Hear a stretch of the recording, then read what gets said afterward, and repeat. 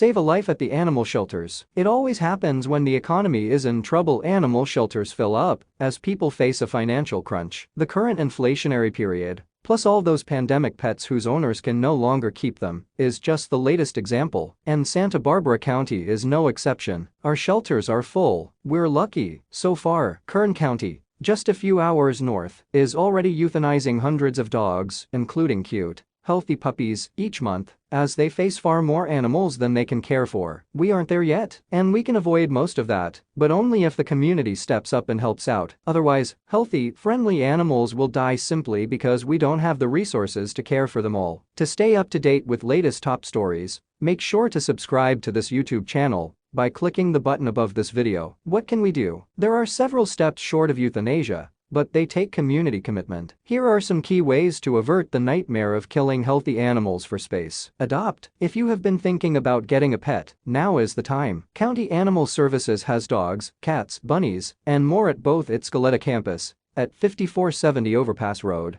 and at 548 Foster Road in Santa Maria. Info about adopting is here. https://www.countyifs.org/1386/adoption-procedures. ULL. Get a vaccinated, spayed, neutered, loving companion for far less than you would pay at a store or from a breeder. $30 for rabbits, $75 for cats, $110 for dogs, and you may well be saving a life. Foster. We can ease overcrowding by fostering animals, opening up cage space as new animals come in. It means the animal gets to live a quality life, and the shelter learns about its personality traits, which means much easier adoption placement. And you can do it from home. In fact, you have to. There's an example sleeping at my feet right now. Dundee, a middle-aged red heeler who'd been at the county shelter in Santa Barbara for several months. At the shelter, Dundee was cranky with his kennel neighbors, so it was assumed he couldn't be around other dogs. Here, he's living with several other dogs, although he can still be a bit grumpy about it. We now also know that he's housebroken,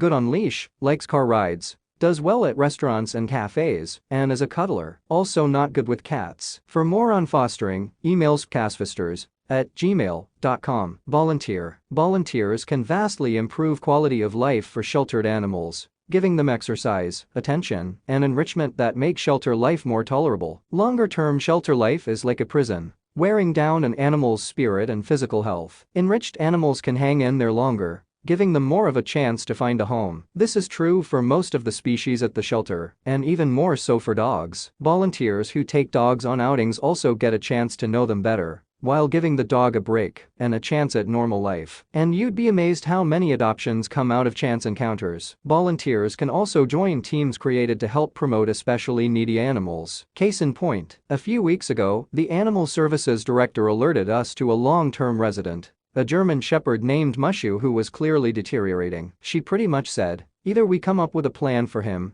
or it would be both necessary and humane to end his life. Team Mushu was quickly formed. Volunteers agreed to give him more enrichment in the shelter, spend more time with him, and promote him more on social media. 10 days later, Mushu was out of the shelter and in his new home. To volunteer, email @animalserviceoutreach@sbcphd.org. Spread the word. We've learned from the social media explosion how much can depend on a chance online encounter. If you can't volunteer at the shelter, too busy, too heartbreaking, you can sign up to help promote animals widely, getting the word out, increasing the chance that someone looking for that kind of dog, cat, rabbit will learn about it and adopt. Email the same address as for volunteers to get involved. Support programs that keep pets in homes. Local nonprofit CARE4 Paws and County Animal Services host pet resource pantries throughout the county, providing resources from free food to low-cost vet care that help people to keep their pets. They also host low-cost or free vaccine clinics. Donations are essential to this. Visit www.care4paws.org. There may come a day when we cannot humanely house all the dogs, cats, rabbits, etc. who end up at our shelters, but we can try our best not to kill animals if we, as a community, commit to doing everything in our power to provide viable alternatives. It takes a village, and we all need to be part of that village.